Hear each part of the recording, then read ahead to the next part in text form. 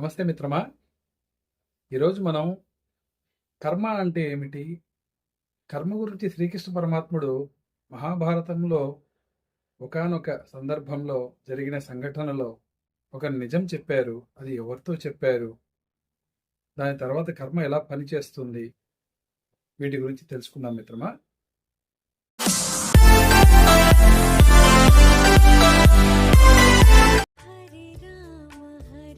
నమస్తే మిత్రమా.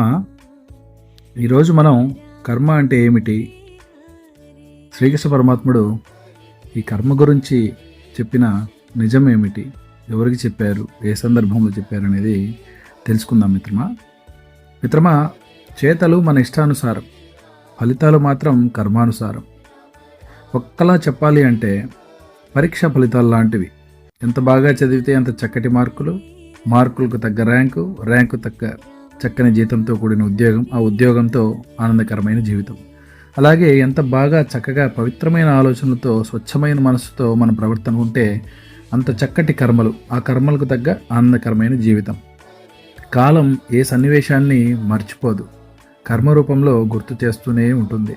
కర్మ కాలితే అని అంటుంటాం కదా, కర్మ కాలితే కాలంలో గతించిన మర్మాలు సాక్షులై నిలువునా దహించి వేస్తాయి. అంటే మనం ఏదైనా ఒక చెడ పని చేసి ఎవరూ చూడలేదులే అనుకున్నా కూడా అవి కాలంలో గతించిపోయినాయి, కాలంలోకి వెళ్ళిపోయినాయి అని చెప్పి అనుకుంటాం కదా. అటువంటి రహస్యాలు కూడా సాక్షులై నిలువునా దహించి వేస్తాయి. కళ్ళతో చూసిన నిజాలకు, చెవులతో విన్న ప్రశ్నలకు, నోటితో విసిరిన నిందలకు, తెర వెనుక నడిచిన భాగవతానికి సంక్షిప్త సమాధానమే కర్మ. అంటే మనం కళ్ళతో ఏదైనా చూసుంటాం నిజాలు, కానీ అవి చెప్పము. చెవులతో కొన్ని ప్రశ్నలు వినుంటాం, కానీ వాటికి మనకు సమాధానం తెలిసినా చెప్పకుండా ఉండటం. నోటితో ఇంకొకరి మీద నిందలు వేస్తుంటాం కదా. అలాగే తెరచాటు వెనక మనం ఎవరు చూడట్లేదని నడిపిన భాగవతాలకి, వీటన్నిటికీ సంక్షిప్త సమాధానమే కర్మ అన్నమాట. కర్మ గురించి భారతంలో జరిగిన ఒక సంఘటన ఇప్పుడు మనం చెప్పుకుందాం. కురుక్షేత్ర యుద్ధం ముగిసిన తర్వాత శ్రీకృష్ణ పరమాత్ముడు పాండవులను తీసుకుని హస్తినాపురానికి వస్తాడు. తన 100 మంది పుత్రులను పోగొట్టుకున్న ధృతరాష్ట్రుడు శోకంలో మునిగిపోయి ఉంటాడు. కృష్ణుడి రాకను గమనించిన ధృతరాష్ట్రుడు ఎదురు వెళ్ళి ఘోరను విలపిస్తాడు. చిన్న పిల్లాడిలా ఏడుస్తున్న ధృతరాష్ట్రుడిని కృష్ణుడు ఓదార్చే ప్రయత్నం చేస్తాడు. ధృతరాష్ట్రుడి దుఃఖం కోపంగా మారి కృష్ణుడిని నిలదీస్తాడు. అన్నీ తెలిసి కూడా, మొదటి నుంచి జరిగేదంతా చూస్తూ కూడా సాక్షాత్తు భగవంతుడవైన నువ్వు ఎందుకు మిన్నకుండిపోయావు, ఇంత ఘోరాన్ని ఎందుకు ఆపలేదు, కావాలని ఇదంతా ఎందుకు జరగనిచ్చావు, ఈరోజు నాకు 100 మంది పుత్రులను పోగొట్టుకునే స్థితిని ఎందుకు కలుగు చేశావు అని నిలదీస్తాడు. అందుకు అన్నీ తెలిసిన శ్రీకృష్ణుడు ఇలా సమాధానమిస్తాడు. ఓ రాజా, ఇదంతా నేను చేసింది కాదు, నేను జరగనిచ్చింది కాదు. ఇది ఇలా జరగటానికి, నీకు పుత్రశోకం కలగటానికి అన్నిటికీ కారణం నువ్వు, నీ కర్మ. 50 జన్మల క్రితం నువ్వు ఒక కిరాతకుడివి, అంటే వేటగాడివి. ఒకరోజు వేటకు వెళ్ళి రోజంతా వేటాడినా నీకు ఏమీ దొరకని సందర్భంలో ఒక అశోక వృక్షం మీద 2 గువ్వల జంట వాటి గూట్లో గుడ్లతో నివసిస్తున్నాయి. వాటిని నువ్వు చంపబోగా ఆ 2 పక్షులు నీ బాణాన్ని తప్పించుకొని బ్రతుకగా, అప్పటికే సహనము నశించిన వాడివై కోపంతో ఆ గూట్లో ఉన్న 100 గుడ్లను ఆ 2 పక్షులు చూస్తుండగానే విచ్ఛిన్నం చేశావు. తమ కంటి ముందే తమ 100 పిల్లలు విచ్ఛిన్నం అవుతున్నా కూడా ఏమీ చేయలేని నిస్సహాయ స్థితిలో చూస్తూ ఉండిపోయాయి ఆ గువ్వల జంట.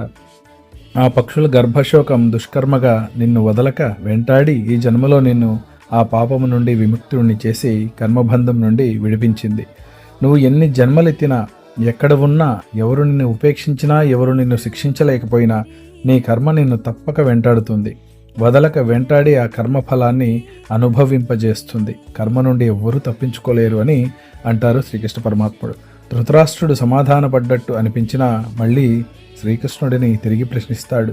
కర్మ అంత వదలని మొండిదైతే 50 జన్మలు ఎందుకు వేచి ఉన్నట్టు, ముందే నన్ను ఎందుకు శిక్షించలేదు అని ప్రశ్నిస్తాడు. అందుకు కృష్ణ పరమాత్ముడు చిరునవ్వు నవ్వి, ఓ రాజా, 100 మంది పుత్రులను ఒకే జన్మలో పొందాలంటే ఎంతో పుణ్యం చేసుకోవాలి, ఎన్నో సత్కర్మలు ఆచరించాలి. ఈ 50 జన్మలు నువ్వు ఈ 100 మంది పుత్రులను పొందటానికి కావాల్సిన పుణ్యాన్ని సంపాదించుకున్నావు. 100 మంది పుత్రులను పొందేంత పుణ్యం నీకు లభించాక నీ కర్మ తన పని చేయడం మొదలుపెట్టిందని సెలవిస్తాడు. అది విన్న ధృతరాష్ట్రుడు బాధతో కుప్పకూలిపోతాడు. విన్నారు కదా మిత్రమా. మనం జన్మ జన్మలుగా సంపాదించుకున్న పుణ్యఫలాలన్నీ ఒక్క చెడ్డ పనితో తుడిచిపెట్టుకుపోతాయి అని శ్రీకృష్ణుల వారి విన్నారు కదా మిత్రమా. దీన్ని బట్టి మనకు అర్థమైంది ఏంటంటే, మన జీవితంలో మన వల్ల ఇంకొకరు ఎవ్వరికి కూడా ఎప్పటి కూడా ఇబ్బంది కలగకుండా ఉండే విధంగా మన జీవన ప్రయాణం ఉండాలని, అదేవిధంగా మనం ఎంత మంచి కర్మలు చేస్తే వాటి ఫలితాలు అంత ఆనందదాయకంగా ఉంటాయి, భగవంతుడు మెచ్చే విధంగా ఉంటాయి. ఇటువంటి బాటని మనం అనుసరిస్తూ మన పిల్లలకు కూడా వీటిని చెప్పి సమయానుకూలంగా వాళ్ళలో మంచి సన్మార్గంలో నడిచే ఒక జీవితానికి వాళ్ళు అలవాటు పడేలా చేసి, వాళ్ళ వల్ల వేరే ఎవ్వరికి ఎటువంటి ఇబ్బంది కలగకుండా ఉండే విధంగా వాళ్ళు నడుచుకునే విధంగా చేయాల్సిన బాధ్యత తల్లిదండ్రులుగా మన మీద ఉంది. అదేవిధంగా ఎవరికి వారిని మన ఇంటి నుంచే ఇటువంటి సన్మార్గంలో ప్రయాణించేటటువంటి ఒక బాటని ఏర్పాటు చేస్తే సమాజం అంతా చాలా బాగుంటుంది. అవును కదా మిత్రమా. కాబట్టి ఇటువంటి ఎన్నో మంచి పురాణ కథలతో కానీ, మంచి నీతి కథలతో కానీ, సమాజానికి ఉపయోగపడేటటువంటి మంచి మంచి టాపిక్స్తో మళ్ళీ మనం కలుసుకుందాం మిత్రమా. అంతవరకు సెలవు. నమస్తే.